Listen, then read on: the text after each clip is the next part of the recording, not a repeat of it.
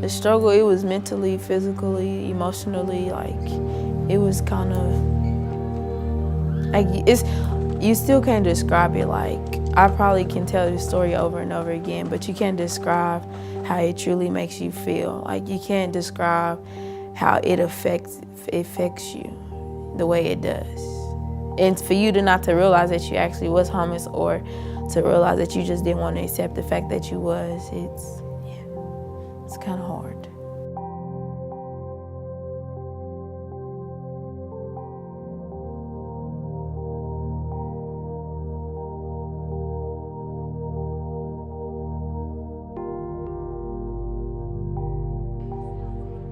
When I first come into a program, I have them write in journals so I can find out a little bit about them, and they tell me their history and their story. And, you know, Ty kind of told her story. Well, I started living off with my mom, and me and my mom, we clashed heads. She was kind of that negative vibe that I didn't really need.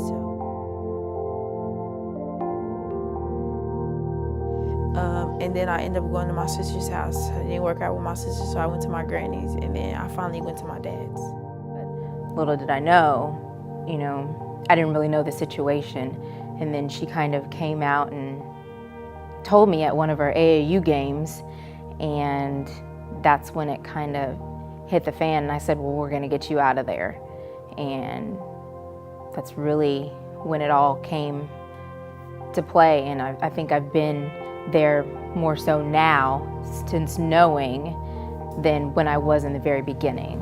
I think the biggest change is when Coach Brown actually had came to Northwest, and I will never forget this day. She told us to write in a journal, and any other time I wouldn't write like the real Ty, but I did, and ever since that day she's just been my mom. She's been my role model. She's been my hero. She inspires me to do better, along with my daughter. You know, she's had some. You know, when it first came out, people reached out. I was getting emails. I was forwarding emails to her. They were like, whatever we can do, can we help? People offered beds and clothes and different things, and we've gotten tons of donations just from people in the community.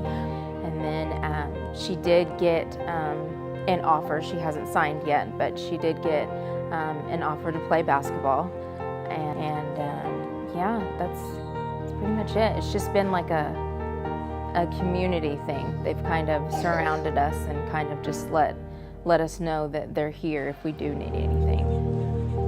Some of the things that changed since I lived with my dad was that this stability. Like, I know I can go home every night and I have a place I can call home. Or I know that somebody in my family has my back besides my coaches.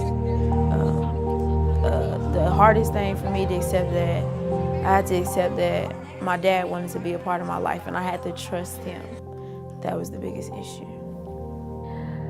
For me, you know, the past 3 years, I've seen her grow up a lot. And it's kind of bittersweet.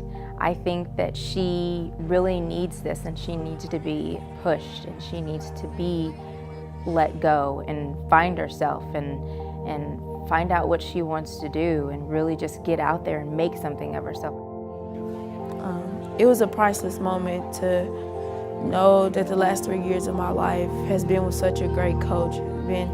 I didn't got to meet people that has had a huge impact on my life, to know that these people is going to continue to be a part of my life no matter how far I am. The article, at the time, I didn't want to do it, like I didn't, and I told Coach Brown. And I think the day of it, I was over there crying at her desk because I was like, I'm nervous, I don't want to do it, and she talked me into it. But just imagine if I didn't do it. So, I mean, I'm blessed, I can say I'm